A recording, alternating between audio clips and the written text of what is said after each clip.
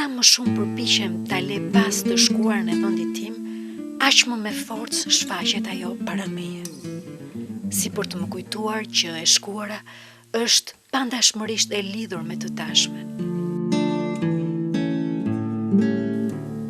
Pasioni kultivuar në vite për të treguar të huajve Shqipërinë e bukurive, sfidohet nga pyetjet kurioze të intelektualëve europian për të shkuarën e afërt të popullit tim.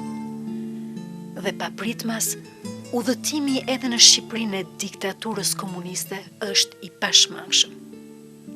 Por në tablon time të atyre viteve tiranike, mungojnë guximtarët, ata që kanë menduar ndryshe, ata që kanë folur ndryshe, ata që kanë vepruar ndryshe.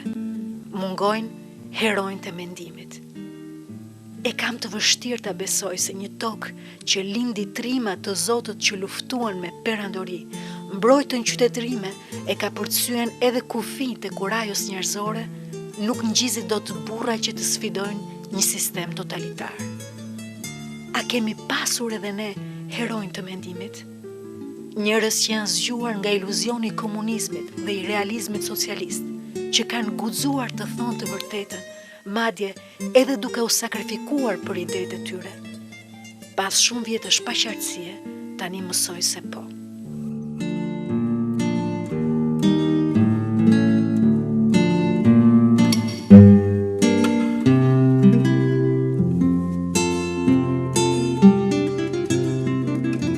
Libri që përgatitet të botohet edhe në frëngjisht mban titullin Shqipëria, një disidencë në kohën e bunkerëve. Shkolla e disidencës shqiptare. Autori i saj ka kryer një studim disa vjeçar për këtë. Ai më tërheq vëmendjen para së gjithash për nocionin e disidencës, të cilën Václav Havel e konsideron si një ëndërrim heroik ku shkrihen bashk marrëzia dhe jo realizmi. Disidenca është ndarja dhe revolta deri në sakrifikim kundër komunizmit, si redhim i zhgënjimit ndaj realitetit dhe realizmit socialist. Shoh emrat e disidentëve dhe ndihem keq. Njoh vetëm njërin prej tyre, madje edhe atë e njoh pak. Pse nuk kam mësuar më parë për disidencën shqiptare? Cila është e vërteta?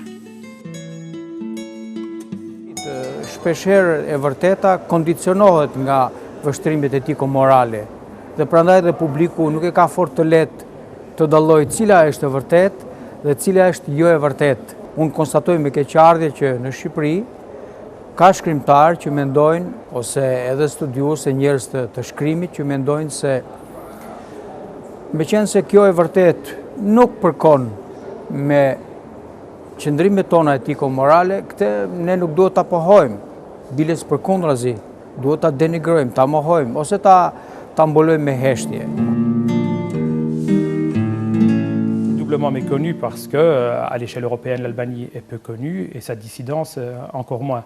Donc c'est vraiment une plongée dans les catacombes de l'histoire de l'Albanie.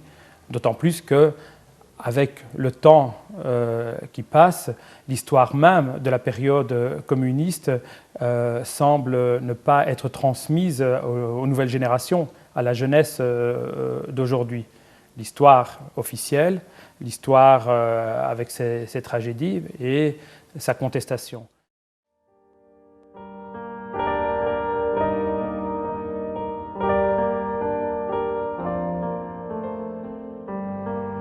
Disidenca e shkrimtarëve shqiptar është nga më të parat në Europën lindore e juglindore, por ndikimi i saj në Shqipëri nuk pati as pak fatin e disidencës së lindjes e aq më pak të modelit sovjetik që Shqipëria ndoqi për një kohë të gjatë.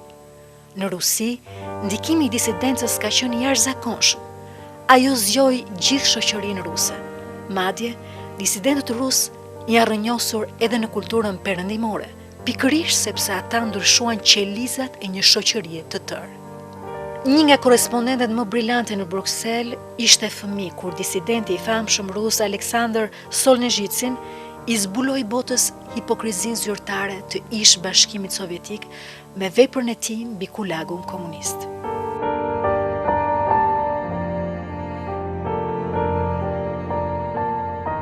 Le scandale de Solzhenitsyn a éclaté, j'étais la petite fille à l'école. mais cet événement engravé plutôt mes parents que moi, parce que je n'étais pas capable d'estimer c'est quoi, mais je me souviens le jour à l'école quand tous les camarades ont bavardé, causé, est-ce que nous avons les leçons aujourd'hui? Parce que ça a été quelques événements sociaux qui vraiment éclataient toute la société. Et à mon avis, après ça, ça a été une fissure qui n'a pas permis d'écoller la société soviétique après. Parce qu'il a montré toutes les horreurs des communismes qu'il a vécu lui-même. Et après ça, quand la vérité a sorti, c'est à mon avis DNA de la société a changé. Parce qu'avant, ça a été la politique, si tu veux, des hypocrisies officielles. Tout le monde était au courant que ça ne va pas, mais il faut quelqu'un de prononcer la vérité. Quelqu'un qui a dit, bon, écoutez, regardez, les rois et sans vêtements, c'est les nus.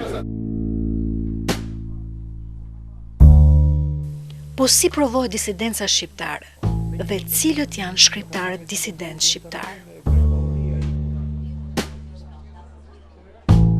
Praktikisht, mbas një studimi që unë kam bërë, mua më rezulton që disidenca shqiptare është e vërtet dhe është autentike. Ka një profil dhe një fizionomi krejtësisht të veçantë. Disidenca në Shqipëri provohet në radhë të parë përmes biografisë shkrimtarëve disident, të cilët unë i kam studiuar, siç janë për shembull Kasem Tërbeshina, Mehmet Miftyu, Trifon Xhaxhika, Frederik Reshpja e të tjerë. Unë jam marrë me disa autorë që janë shumë të njohur, por mund të ketë autor të një rangu të dytë apo më pak të rëndësishëm. Ne kemi në raportin e shkurtit të 54-s, të plenumit lidhjes shkrimtarëve, aty pranohet, është e shkruar, pranohet në diskutime që grupi që u dënua Mark Ndoja, Mehmet Miftyu dhe Kasem Tërbeshina, u dënuan sepse ata përbënin një shkollë, do më thënë një shkollë, një disidencë, një grup i cili ishte i veçantë nga shkolla letrare, zyrtare e kohës, nga realizmi socialist, njerëz të cilët patën një kurajë të jashtëzakonshme që të mendojnë ndryshe, të shkruajnë ndryshe dhe të sillen ndryshe. Nuk ka nevojë të kërkosh gjatë se kush ka qenë Kasem Tërbeshina. Përgjigjja gjendet në dy fjalit që ai drejtoi vazhdimisht regjimit. Jam shkrimtar, dua të jemi lirë. Tërbeshina luftoi për ta nxjerrë letërsinë shqiptare nga skllavëria në shërbim të regjimit. Ai luftoi si rallkush për dinjitetin dhe kultin e shkrimtarit e të lirisë së mendimit. Vlerat e tij si shkrimtar përmblidhen qartë në përcaktimin e kritikëve europian. Një nga të panjohurit e mëdhenj të letërsisë europiane. Po çfarë përmasash do të kishte Tërbeshina nëse librat e tij do të ishin botuar në Perëndim, siç u botuan librat e Milan Kunderës, Boris Pasternak, Çeslav Miloš. Në Londër është vrarë një disident bullgar, Georgi Markov. Është vrarë nga shërbimi sekret bullgar me anë të një çadre të helmuar në një stacion metroje. Dhe të gjitha mediat evropiane, të gjitha edhe në nivelet politike e sociale kanë reaguar për këtë akt. Mendoni Trifoni që po shkatohet vitin 63 në Tiranë dhe askush nuk merret me këtë njerëz.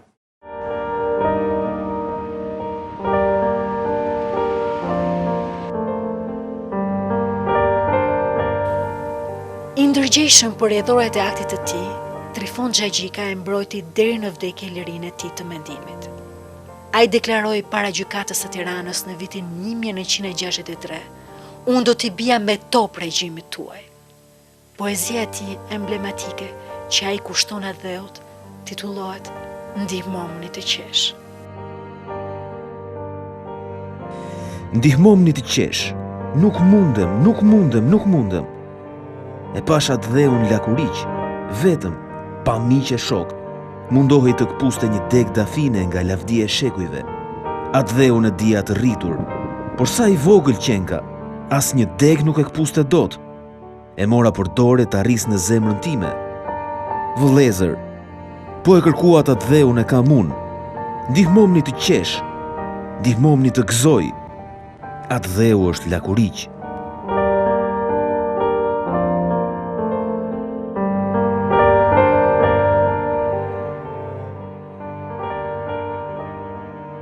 Kur shqiptarët pyeten se cili është vizioni i tyre për të ardhmen, ata akordohen si për të kënduar në harmoni fjalën Europa. Por, çuditërisht, modeli që ndjekim në qasjen ndaj letërsisë dhe historisë për të kaluarën tonë të afërt, është më shumë një kornizë ruse sesa europiane.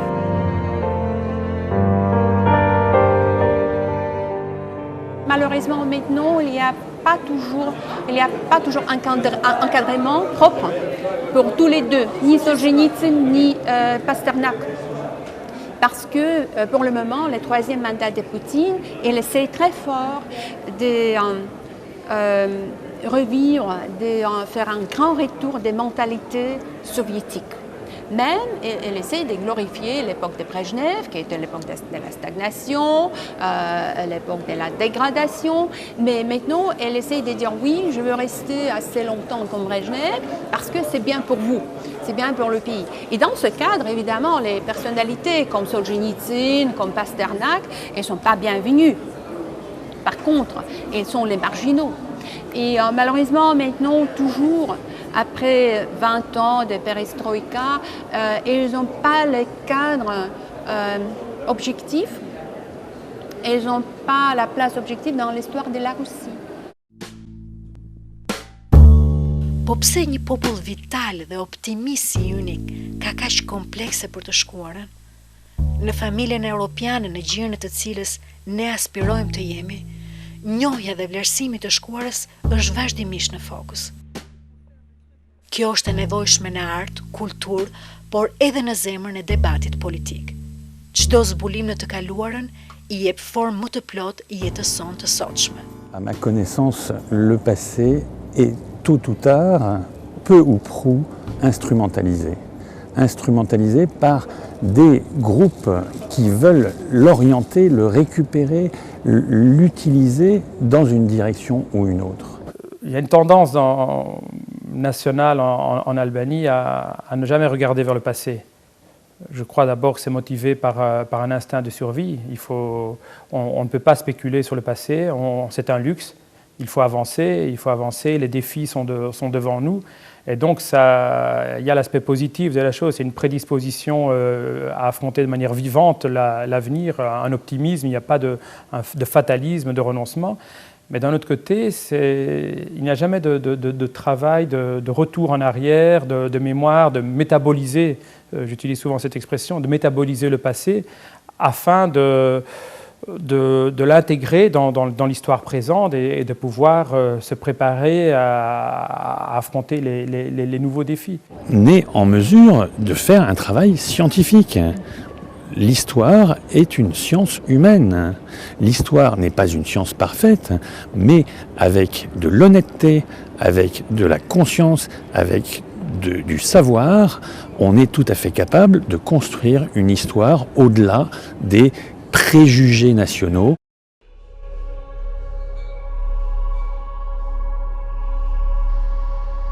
Franz Kafka thot se nuk ka letërsi të madhe pa të vërtetën dhe moralin brenda. Disidenca shfaqet kështu si një kategori etike që bëhet e domosdoshme për letërsinë, si një kundërveprim ndaj shkollës tradicionale dhe pranimit të sëres e të nevojshmes.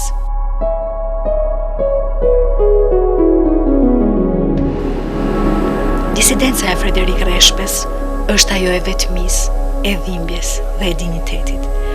Lirikat e tij janë nga më të bukurat që ka letërsia shqiptare, aq sa është e vështirë të përzgjedhësh një prej tyre.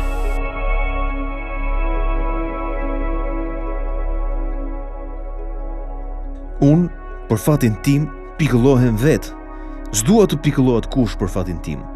Më ndjek pas perëndia e humbjes, me mermerin thyer në luftra pa kuptim. Mirë po unë jam pagan i vjetër. Pak të fat keq nuk ndihem mirë. Çdo njeri ka një fjalë ku vë kryet. Kam edhe unë një prehje për dhimbjen time. e çdo të preferoja tjetër përveç luftës, i ndjekur pas nga ky fat budalla. Vërtet që kanë fituar shumë pak në këtë jetë, por humbjet i kanë pasur të mëdha. S'dua të trishtohet kush për fatin tim, se për fatin tim trishtohem vetë. Mirëmirë i thyer i Perëndisë së humbjes. Tër lavdia ime, kjo do t'jetë.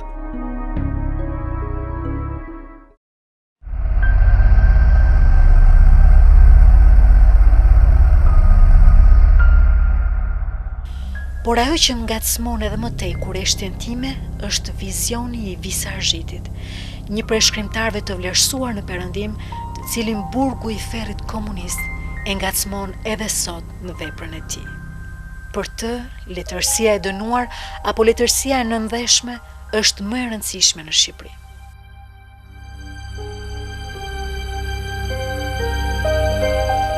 Ka një letërsi të dënuar, e cila ka krijuar panteonin e saj, panteonin nëndheshëm.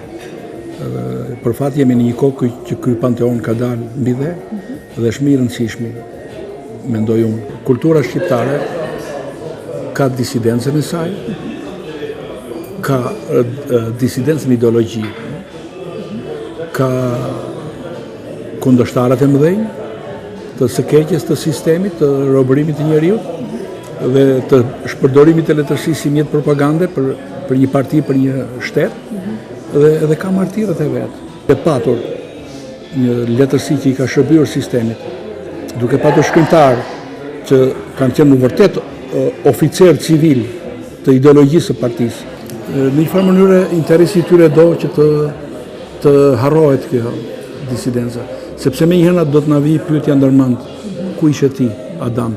Kur tjetri burgose apo kundërshtonte apo vritej. Në këtë mënyrë duhet harruar disidenca. Pra ka një aksion, do thosha, ndoshta edhe të heshtur, por perfid. A duhet të mësohet disidenca në shkolla? A nuk është transmetimi i vlerave letrare dhe historike një detyrim që kemi ndaj brezave të ardhshëm? Je prône l'enseignement de toutes les traditions politiques, intellectuelles, parce que c'est la seule manière pour les jeunes générations de s'inscrire dans une continuité d'un récit national. D'autant plus pour ces dissidents, d'autant plus qu'ils sont minoritaires, d'autant plus que la plupart ont disparu aujourd'hui. Et que les traces donc, sont souvent quelques témoignages écrits. Il faut enseigner, il faut absolument enseigner sans cesse cette histoire, l'histoire des dissidents, l'histoire des totalitarismes, l'histoire de la liberté qui a aussi ses combats et qui est aussi multiple dans ses facettes. E vërteta duhet ditur, është detyrë. Së dyti kjo e vërtet është edhe edukuese dhe emancipuese. Kjo lartëson kulturën tonë, lartëson ndërgjegjen e kolektivitetit shqiptar. Je pense que tôt ou tard, les vérités finissent par se révéler et par être mises à jour. C'est une question de temps et c'est une question aussi d'époque. Alors, ça peut être fait par des francs-tireurs, mais la vérité mise à jour a vocation à être perçue par le plus grand nombre. Në mënyrë, përveç njohjes së të vërtetës, përveç edukimit estetik që të jep letërsia, kjo do të përgatisi si qytetar, që ti të dish të kundërshtosh, që ti të dish të kundërshtosh atë që nuk të duhet ty dhe nuk i duhet jetës tonë. À l'échelle de l'Europe, aujourd'hui, ce qui est intéressant, c'est de voir dans ces passés collectifs nationaux divers ce qui peut être facteur de mémoire commune et de développer ensemble, entre pays européens, une mémoire collective de notre continent.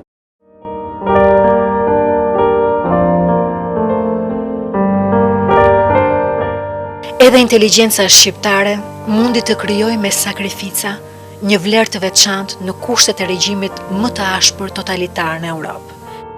Disidenca shqiptare nuk është vetëm më e hershmja. Vetë ideatori i saj, që në vitin 1946 ishte Sejfullah Malishova, kryetari i Lidhjes së Shkrimtarëve, i përkrahur nga Skënder Luarasi dhe Ymer Dishnica. Përveç Kasım Trebeshinës, Trifon Xhaxhikës, Frederik Reshpes, Mehmet Myftiot, Mark Ndojës, ka ndoshta edhe disidentë të tjerë. Në një kohë kur shumë duan ta blejnë lavdin për të futur në histori, heronjtë e vërtet janë ata që herët avon skaliten vetë në kujtesën kombëtare. Heronjtë e mendimit s'ka nevojë për lavdi. Ne kemi nevojë për ta.